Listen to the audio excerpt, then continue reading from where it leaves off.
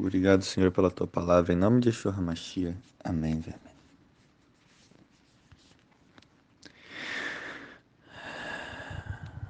O terceiro livro dos Salmos começa com esse salmo. Salmo 73.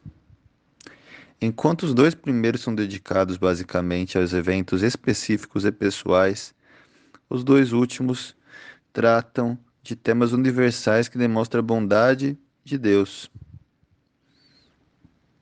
Este versículo introdutório deste salmo começa ressoando a declaração de fé que estabelece eloquentemente o tom para as composições seguintes.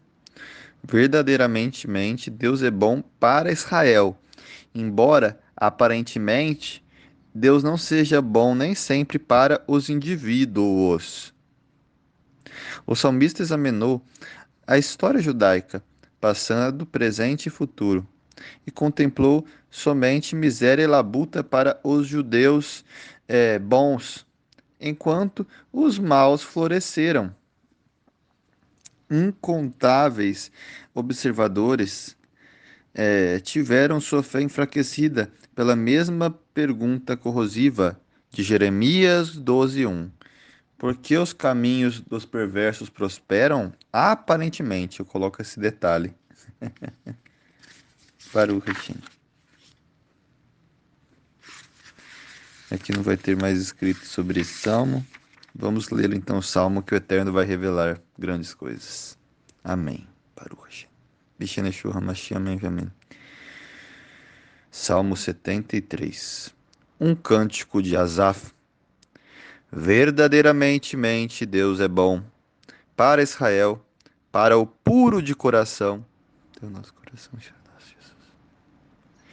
Mas quanto a mim, meus pés estavam quase se desviando por um nada, porque o pecado não é nada. Mas meus passos teriam sido removidas. Pois invejei os loucos quando vi a paz entre os perversos, porque não há correntes para a morte deles, e a vitalidade deles é sadia. Na labuta desses frágeis seres humanos, na labuta dos frágeis seres humanos, eles não estão em parte alguma, e com a humanidade não estão atormentados. Por isso seu colar é orgulho, e seu corpo se reveste de sua própria violência. Tanta violência sexual, moral, física, mental, violência, porque tudo que é pecado é um tipo de violência. Protuberando da obesidade são os seus olhos. Eles foram além das fantasias do coração. Eles consomem e falam de malvada opressão. Com insolência eles falam. Eles dirigem suas bocas contra os céus, e suas línguas pavoneiam, falando de pavão. O bichinho que tem. O pavão, ele tem. Pavoneiam, né? Ele tem orgulho, né? Pavoneiam sobre a terra. Para o Hashem. Por isso, ele se torna seu povo. Ele torna seu povo para cá. E abundantes águas são retiradas por eles. E eles dizem: como Deus só sabe, há conhecimento no Altíssimo? Eis que estes são os perversos, sempre despreocupados, acumulam riqueza. Não há temor a eles, né? Certamente, em vão, mantive meu coração puro e lavei minhas mãos em limpeza. Isso para os perversos. Pois fui atormentado o dia inteiro e castigado cada manhã. Tive eu dito, eu direi como isto é, eis que a geração de teus filhos eu teria traído? E quando refleti para compreender, era iniquidade nos meus olhos que fazia ele ver todas essas coisas que Deus não ajudava, né? Até que entrei nos santuários de Deus, então compreendi seu fim, o fim dos maus, dos ímpios e também de alguns pecadores.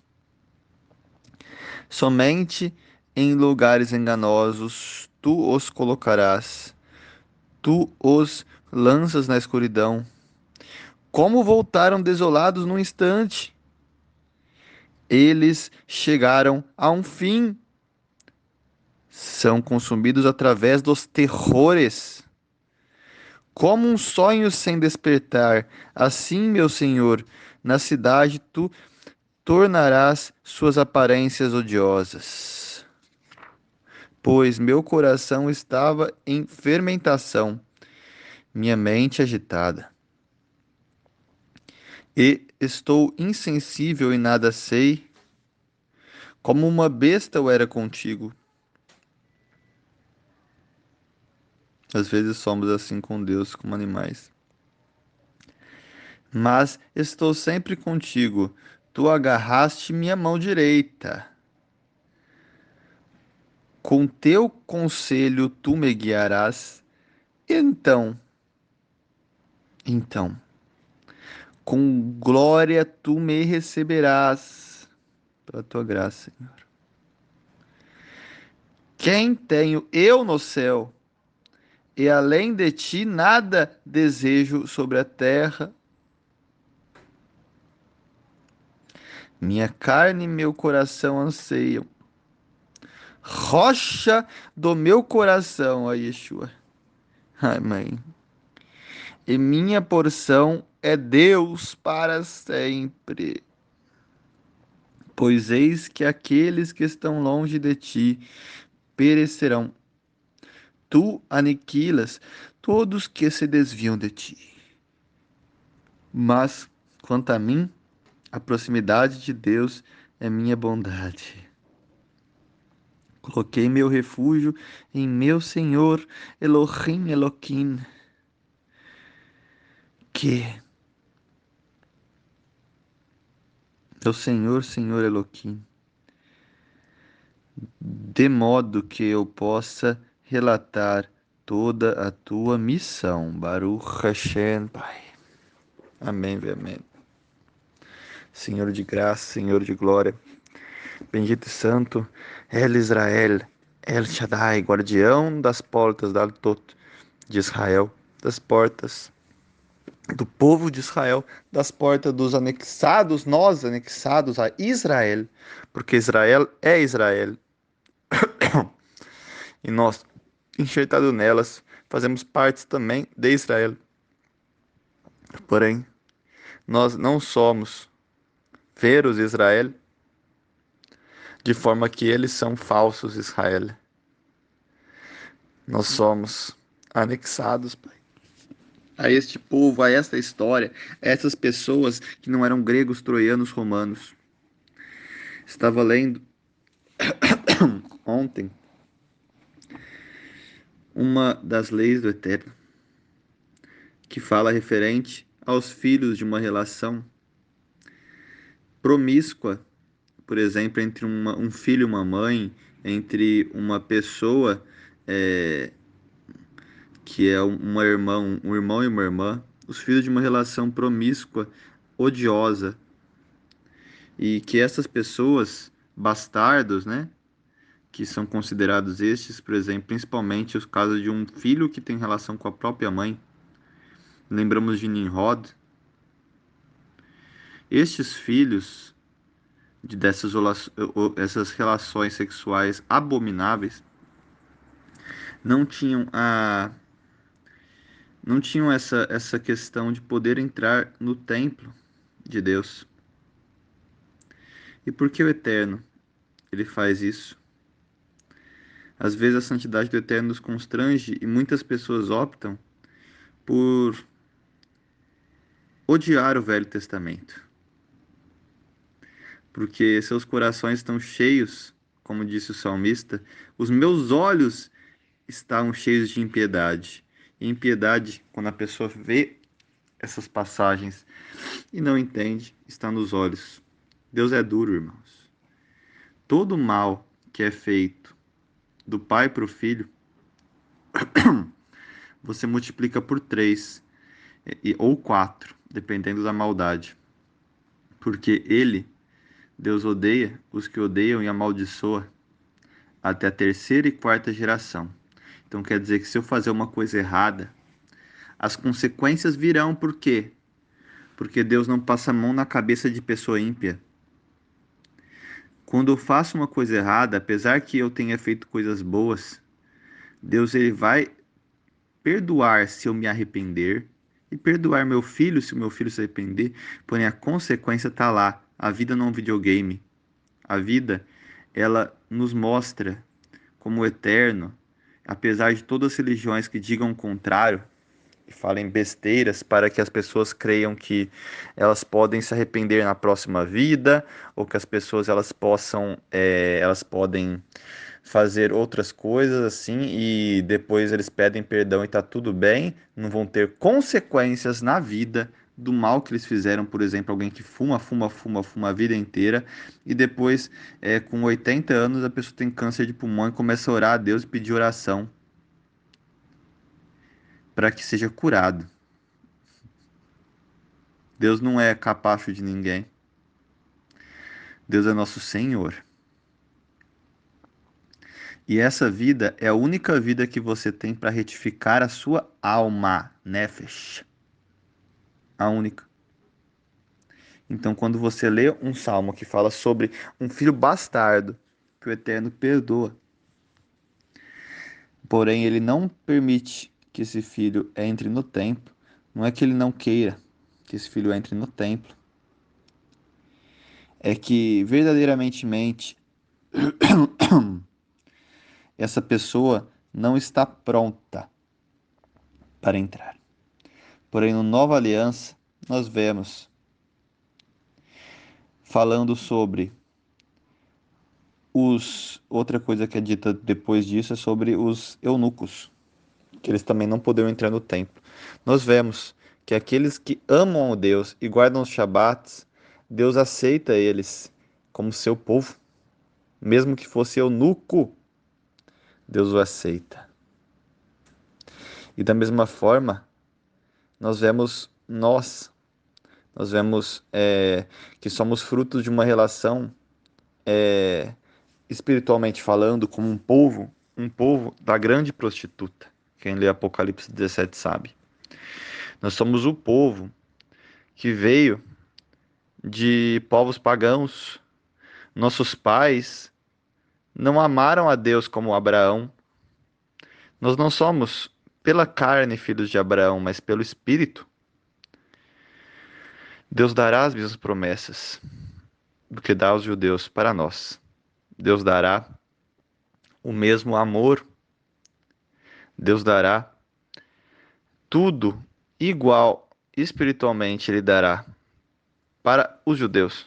Porém, nós temos algo que se chama consequência dos atos dos nossos antepassados. A nossa sociedade de forma alguma guardará o Shabat. A nossa sociedade de forma alguma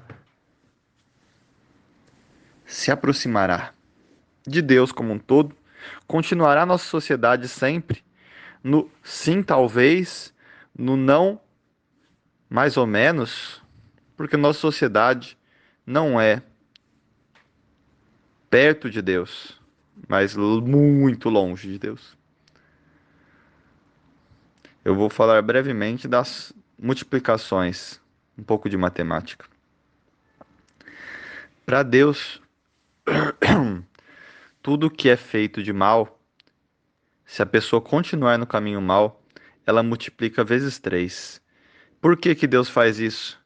Porque nenhuma ação má ficará impune, você pagará até o último centavo. O sangue de Yeshua te perdoa espiritualmente do mal.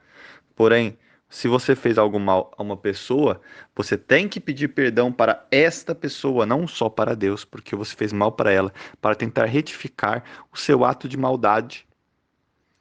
E sempre que for possível, e Deus sabe o que é impossível, Deus sabe porque Ele age no impossível.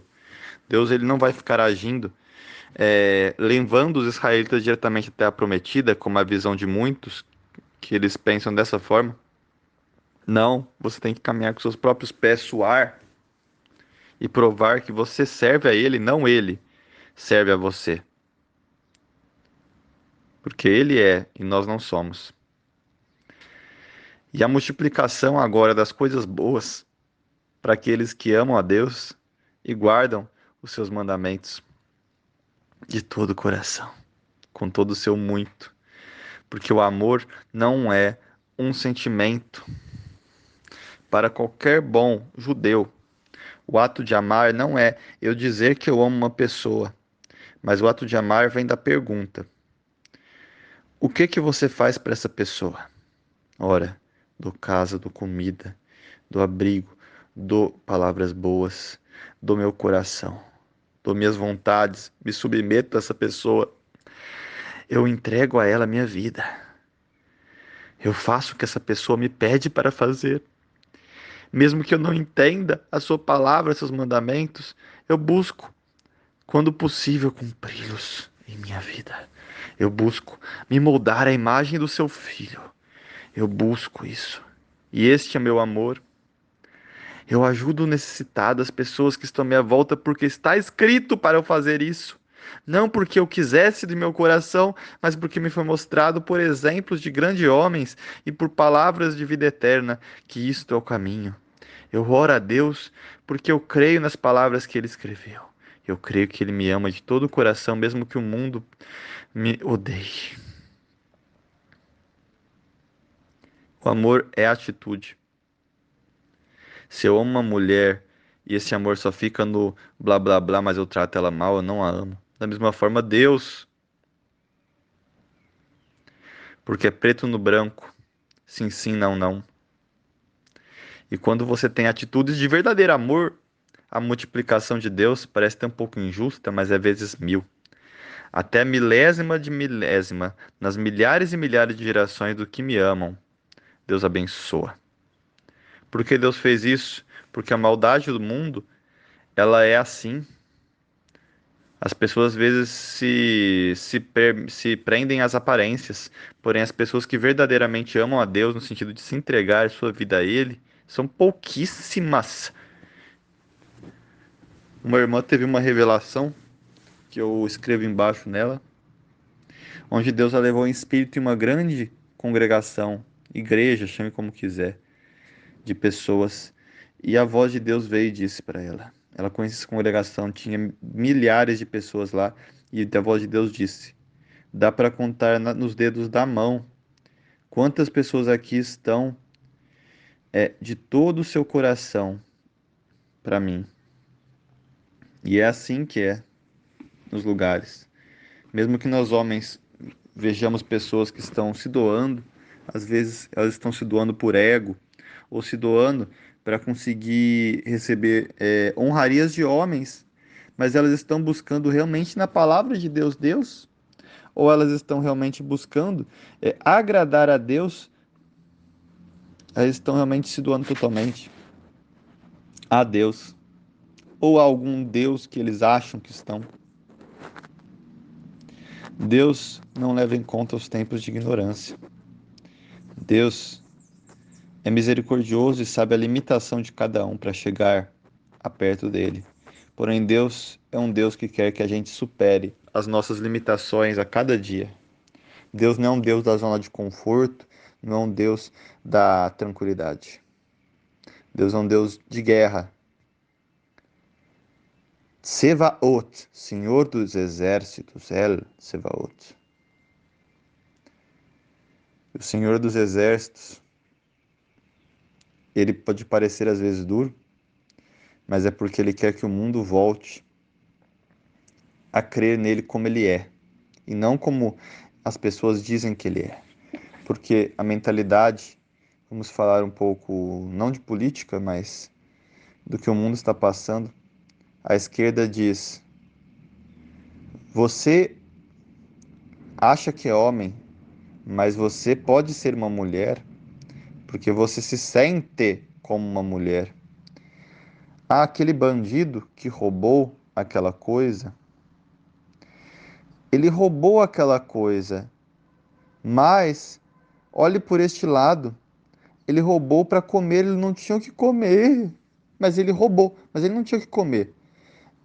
A nossa igreja, atualmente, foi corrompida pelo pensamento grego. Isso vem de Platão, de Sócrates, porque o mundo das ideias e todas essas coisas, essas filosofias, vinham desde aquela época, onde as pessoas tentavam ver aquilo não como é que ele é, como aquilo realmente é factualmente. O bom é bom, o mal é mal. Uma pessoa que roubou, ela roubou e ponto. Não importa a sua justificativa, ela fez um ato ruim. É preto no branco, sim, sim, não, não. E ela vai pagar por isso. Ela vai pagar. Porque Deus, a forma que ele tem para que o pecador se arrependa é através de amaldiçoar o pecado.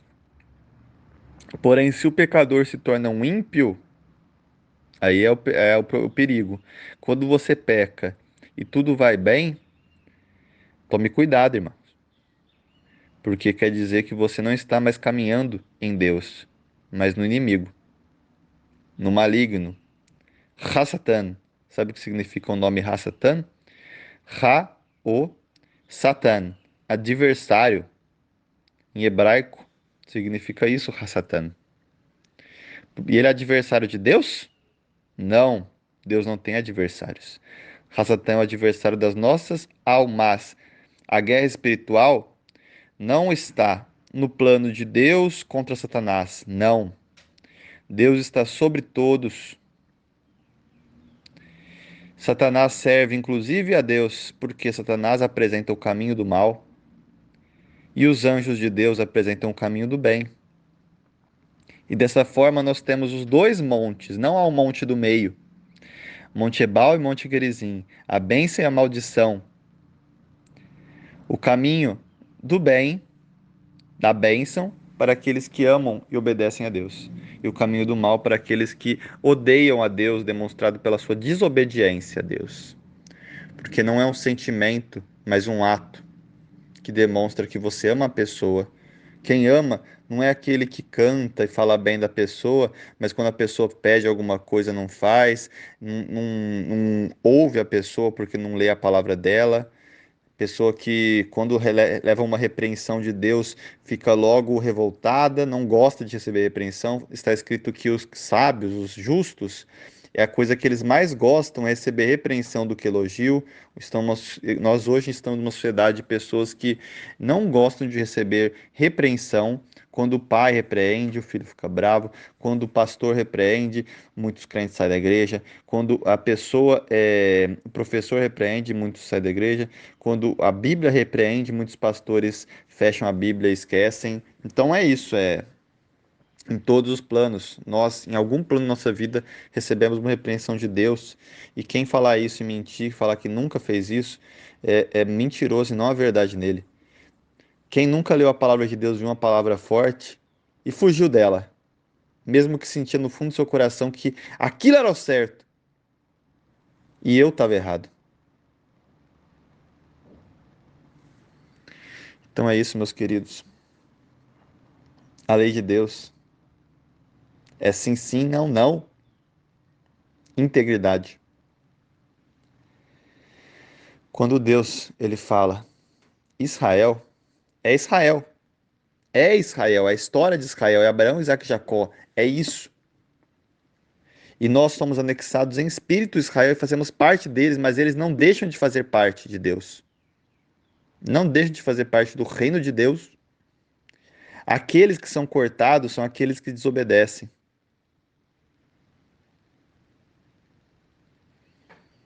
E aqueles que negaram o Messias, hoje em dia, muitos negaram pelos mesmos motivos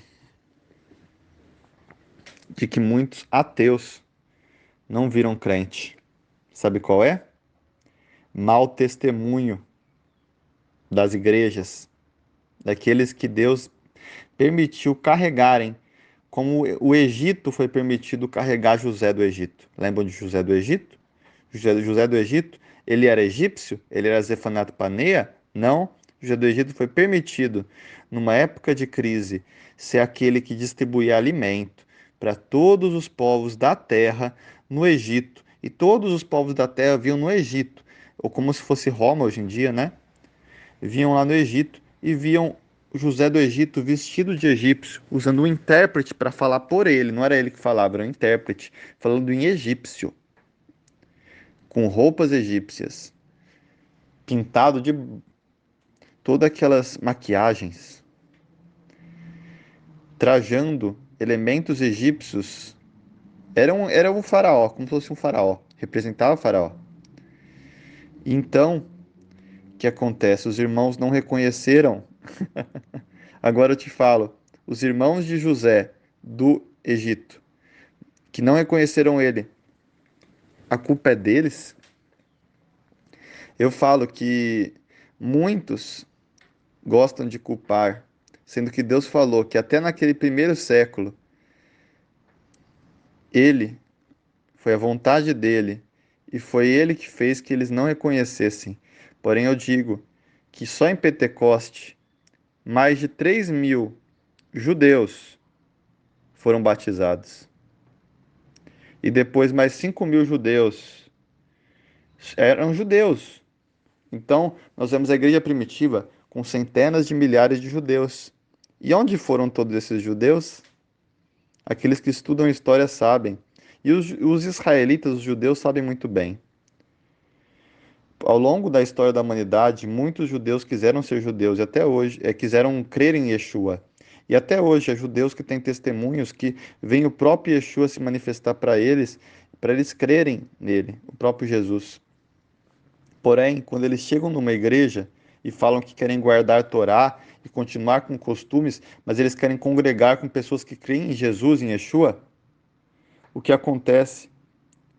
Os pastores não deixam, as pessoas não deixam. Isso aqui eu estou falando de histórias reais. Isso daqui, um rabino messiânico, ele contou de vários fiéis que chegaram até ele e contaram, judeus de carne. Eles contaram como eles foram tratados em vários lugares. Por quê? Se você ler na história, o próprio Marcião e todos estes pais da igreja, tem um livro que eles falam que eles não permitiam, embora um desses pais da igreja falava, vamos permitir que eles se acheguem a nós porque eles creem em Yeshua e guardam a Torá. E aí, o que que ele falava? O outro pai da igreja, não, porque se nós permitirmos, é mais fácil que ele nos faça todos nós guardarmos a Torá do que nós fazermos ele virar a nós. Olha que pensamento terrível. Da mesma forma que Paulo disse, para nós que somos gentios não nos circuncidarmos, Paulo disse também para os judeus não tirarem sua circuncisão. Sabia que tem uma forma de você retirar sua circuncisão fisicamente? E tinha judeus naquela época que faziam? Já existia um tipo de cirurgia que você puxava o prepúcio e ele voltava como se você fosse não circuncidado. E quem não sabe o que é circuncisão de coração, eu peço que estude um pouco mais, que entenda. Eu vou falar brevemente, mas dá para estudar melhor. Circuncisão de coração, coração não é sentimento, coração é vontade. Circuncisão é obediência.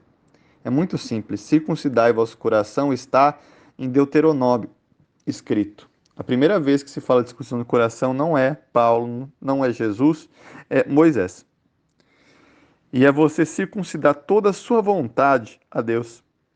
É você, o coração, ele é o rei das vontades, seria como se fosse sua consciência. O coração é sua escolha. Se eu estou hoje aqui falando com vocês, é porque eu escolhi perante o que Deus ele me deu falar com vocês, não da minha própria vontade, mas da vontade de Deus, porque na minha própria vontade eu não faria isso. Se eu estou aqui falando essas palavras que não vêm de mim, mas vêm da palavra dele. Então, circuncidar sua vontade é isso. A minha vontade seria estar dormindo, estar comendo, estar me fartando, tomando um sol, saindo para o parque, estar ganhando dinheiro, trabalhando hoje, mas hoje é Shabat, dia santo de Deus, a vontade de Deus ela me fala. para falar da palavra dele, para passar a palavra dele, para não guardar o meu talento só para mim.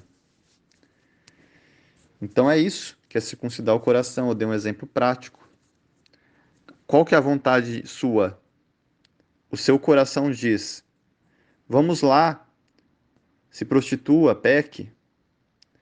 Vamos lá, veja filmes violentos, filmes de invocação do mal, veja filmes terríveis desses, porque são legais. Divirta-se.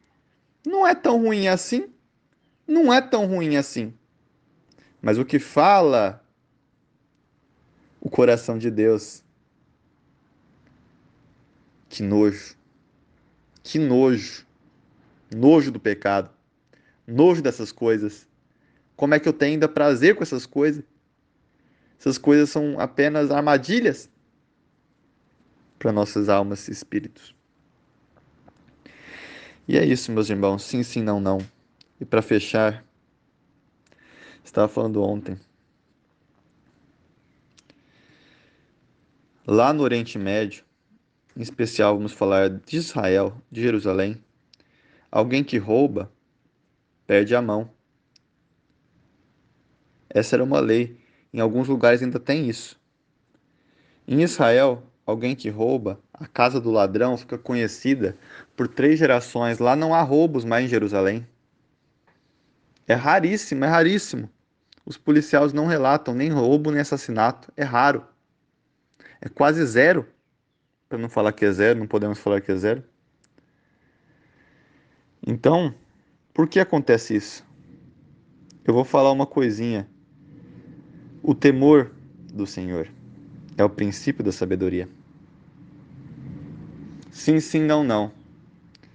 Há uma lei de Deus que fala: você não vai favorecer o pobre no seu julgamento por ele ser pobre e nem o rico por ele ser rico. O que significa? O pobre você não vai favorecer ele, porque coitadinho dele, ele roubou para comer. Eu vou dar um exemplo só, você pode abstrair isso para a vida toda sua. Coitadinho da pessoa, a pessoa não sabia o que fazia. Mas ela fez o quê? Ela matou alguém? Ai, mas ela era ignorante. Ai, mas essa mulher que matou o marido, ela era estuprada, ela era batida, não sei o quê. Não, ela matou, ela pecou, ela tem que pagar por isso e pronto, tem que ser condenada. Condenada menos, por quê? Porque teve alguma coisa, mas vai ser condenada. Nenhum pecado tem que ficar impune. Deus abomina pecados que nós deixamos impune. Seu filho, você vai pegar ele por ser seu filho e vai passar a mão na cabeça se ele pegar uma coisa de outra criança? Não. Dentro da criança, isso está em Eclesiastes, se não me engano. Dentro da criança há um espírito de rebeldia, de Satã. Satã também simboliza rebeldia. Porém, a vara da disciplina retifica todos os caminhos. É algo assim, mais ou menos, que está em Eclesiastes ou Provérbios, eu não lembro muito bem onde que eu li essa palavra, mas eu sei que está na Bíblia. A vara da disciplina, irmãos, a gente tem que aprender a voltar a gostar dela. E ela é sim, sim, não, não. Seu filho errou? Seu filho tá chorando, não sei o quê, e tentando se defender. O erro é erro. O erro é erro. Acabou. Não tem outro caminho. Você tem que fazer a pessoa e você mesmo. Eu falo isso porque o juiz tem que julgar a si mesmo. Por exemplo, eu vou julgar meu filho por ele ter. Eu vou dar exemplos fáceis, irmãos, para vocês entenderem. Por ele ter roubado. Porém, eu também roubo. O que eu tenho que fazer primeiro para poder julgar meu filho para ele não roubar? Eu tenho que ir lá para a pessoa que eu roubei, restituir aquilo que eu roubei, mas a quinta parte, como o Zaqueu fez, isso é mandamento, está na Torá. Isso o Zaqueu não fez na cabeça dele. E Yeshua aprovou, porque Yeshua não é contra a obediência a Deus. Antes, ele promoveu um nível mais elevado de obediência a Deus. Não basta não adulterar, você tem que cortar na raiz do seu coração o adultério. Você não pode nem pensar em adulterar, olhar com desejo, olhar para desejar uma pessoa, uma mulher. Então é isso. Nós vemos como que Deus se ensina ou não. Vou dar mais alguns exemplos, irmãos. Isso vem dos gregos. Vamos tentar tirar isso de nossas vidas. Uma mulher abortou. Você vai fazer o quê? Falar que tem que ver a situação, isso é certo, isso é errado, isso é errado, isso é certo. Não. Você tem que ser claro. A mulher abortou, e não importa quantas semanas, porque aquele esperma com aquele óvulo, se fosse deixado lá, eles virariam o quê? Um ser humano. E por causa do ato do aborto, aquilo que era para se tornar um ser humano não se tornou um ser humano, logo matou uma pessoa. Tirou a oportunidade dela existir e viver. Uma pessoa como eu, como você. Aí o que que a lei nossa platônica fala? Ah, mas isso, mas aquilo. Ah, mas o caso da mulher aconteceria isso. Ah, mas ela morreria. Ah, mas ela não sei o quê. Ah, mas ela não sei o quê, ela não sei o quê, não sei o quê, não sei o quê. Começa a arrumar várias desculpas.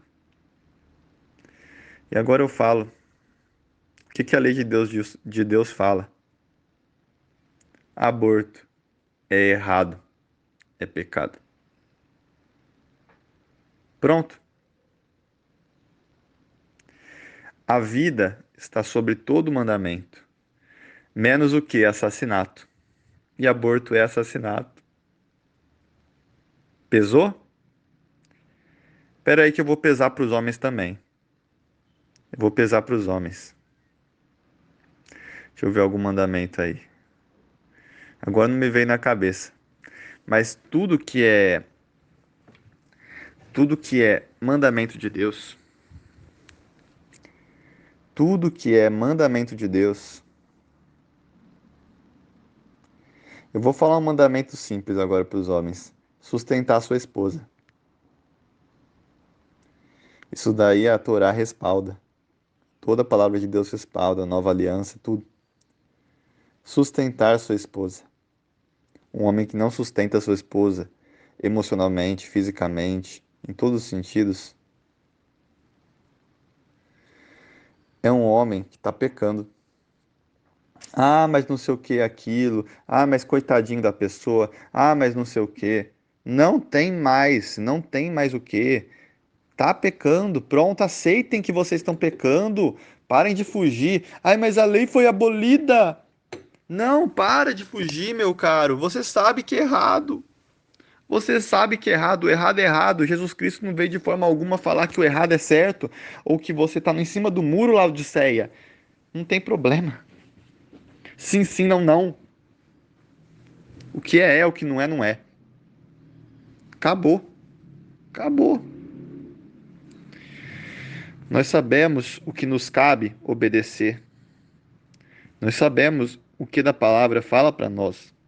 Nós sabemos o que nós podemos obedecer. Nós sabemos o que a nossa ignorância ainda nos cega. Sim, sim, não, não. O que é certo é certo, o que é errado é errado. Não existe meio termo. Essa questão de você abstrair, ela veio dos gregos. Eu vou falar um exemplo. O passado, a igreja fiel falava o quê? Lá quando lemos em Daniel 3, 17 e 18, Sadraque, Mesaque e Abidnego estavam perante a estátua de Nabucodonosor de ouro, onde todos se curvaram. E eles falaram: mesmo se Deus não nos livrar e nós morrermos, nós não adoraremos a seus deuses, porque existem três mandamentos que os sábios dizem: morra e não faça. Idolatria, qualquer tipo de idolatria, ao dinheiro, a qualquer tipo, irmãos. Abominação sexual e, por exemplo, adultério. Adultério é uma abominação sexual. Não confunda adultério com fornicação, mas tanto faz. Podem confundir nesse caso porque é melhor pecar pelo excesso. Então, nós vemos que temos o assassinato também. Morra e não faça assassinato. Pronto. São pecados que é melhor você morrer do que você fazer, porque isso depende da sua salvação, a sua alma. E o que que eles falaram sabendo disso? Ó, você viu que eu não falei o Shabat, viu? O Shabat, A vida está acima do Shabat, como Yeshua mesmo provou. A vida está acima do Shabat. No Shabat você pode alimentar seus animais, no Shabat você deve, não pode, você deve dar boas condições aos doentes, pegar uma pessoa da sua família que está ruim e ajudar ela a fazer uma coisa, mas você sabe o que que é, o que que é, você tem que ter coerência. Você sabe o que que é que a pessoa está precisando, urgência. Tipo, a pessoa ela tá com uma levezinha dorzinha de cabeça, ou a pessoa simplesmente ela tá com uma levezinha coisinha e a pessoa tá super bem. Se você deixar, ela não vai fazer nada, a pessoa tá, sabe, de boa. Mas a pessoa começa a te chamar, vamos lá em casa, vamos beber, vamos não sei o quê, vem aqui, me pega tal coisa e não sei o quê, sabe? A gente tem que ter bom senso, irmãos. E o que acontece? Essa igreja primitiva, ela tinha bom senso. E eu falo igreja porque igreja é congregação, com todas as letras. Querrilá, igreja é congregação. O que a igreja primitiva fez? A igreja primitiva, na sua simplicidade de fé, ela foi clara. Ela fez o quê? Nós podemos morrer, mas nós não adoraremos. Não adoraremos. Não adoraremos a estátua de Nabucodonosor, porque isso é amar. E o que que faz a igreja atual? Vixe, mas eu vou morrer. Nós vamos morrer aqui, tá todo mundo curvado. O que que a gente vai fazer? Ah, porque adorar ou não adorar se curvando, eu posso me curvar aqui, mas internamente eu tô, qualquer semelhança à realidade não é coincidência. O que a igreja primitiva faria nessa situação de Sadraque, Mesaque e Abednego? Ela não se curvaria. Pronto. O que a igreja atual faz com vacina, com qualquer outra coisa que está acontecendo, com o sistema, quando chega a hora deles falarem que o errado é errado, o certo é certo? Eu não vou dar exemplos, mas vocês, por favor, meditem em seu coração. O que a igreja atual faz? A igreja atual ela faz algo muito, muito, muito, muito feio. Ah, porque adorar ou não adorar depende do coração, depende do meu sentimento. Se eu me curvar aqui, mas internamente eu continuar adorando a Deus, tanto faz. Deus ele não olha o homem com os olhos do ser humano, ele olha com o coração. Então vamos nos abaixar aqui. Vamos, eu gostei da ideia, boa ideia. Então eles se abaixam e se curvam à besta. Isso já aconteceu. Eu não estou falando de presente, estou falando de passado. Isso é desde o início, desde a Igreja Católica, desde o grego, desde o romano. E continua acontecendo. De forma que a igreja que critica os judeus deveria criticar a si mesma. E quando critica a si mesma, não deveria fazer pela metade, igual o protestantismo fez. E inclusive em alguns pontos piorou, foi pior do que o catolicismo. Porque abriu brechas para o inimigo. Nós temos que ser rígidos. Então, assim, quando o sujo fala do mal lavado, tem que se limpar antes. Da mesma forma, quem busca se restaurar, que tem que se restaurar por completo. E eu não falo aqui como alguém que é perfeito, mas alguém que busca a perfeição. Porque o Eterno não quer que você ache que se tornou perfeito. Porque você é mentira. Mas o Eterno quer que você busque não meia boca, mas a perfeição. Sede perfeitos como meu Pai que está no céu é perfeito, disse o nosso Senhor Jesus Cristo, Yeshua HaMashiach. Ele não disse, olha, os mandamentos aqui são pesados, não faça esses mandamentos. E as pessoas pegam mandamentos humanos e acham que Jesus estava falando de mandamentos de Deus. Como se ele falasse, olha, meu pai disse X, mas eu que sou filho, Eu falo Y porque eu sou um filho rebelde. Olha, meu pai disse X, meu pai descansou no dia X, mas agora o dia de descanso é o dia Y. Ou o dia de descanso é qualquer dia.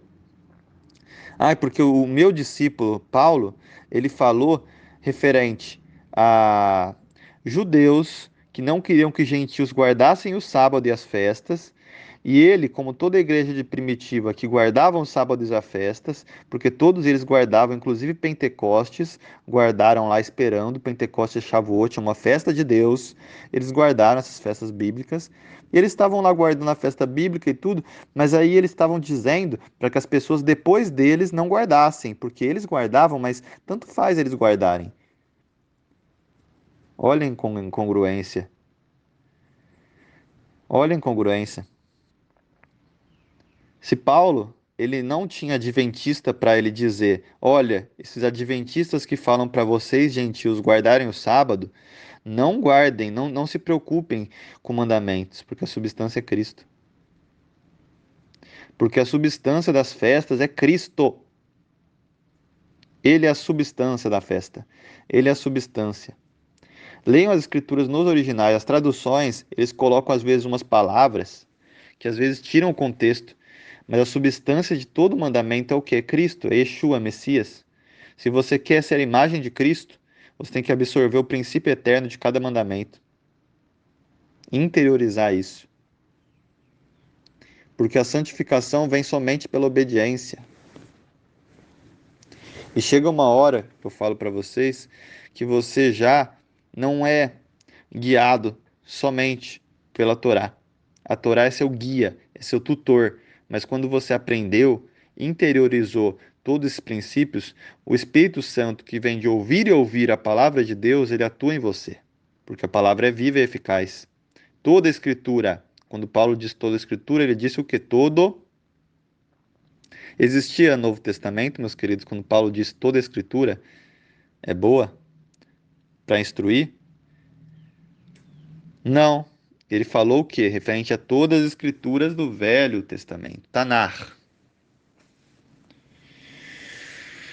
E se a gente não entender essas coisas, irmãos, Satanás vai deitar e rolar em nossas vidas. Eu não quero pregar guarda de mandamento, porque cada um guarda se quiser, como quiser, quando quiser. Deus não obriga nada a ninguém. Deus não deu um livro falando de pode ou não pode. Deus deu um livro falando de amar a Ele. E nesse livro tem instruções de como amar a Ele. A única forma de você, no mundo mal, amar a Deus é pelo caminho que Ele te deu, Yeshua HaMashiach. Yeshua é a palavra de Deus que se fez carne.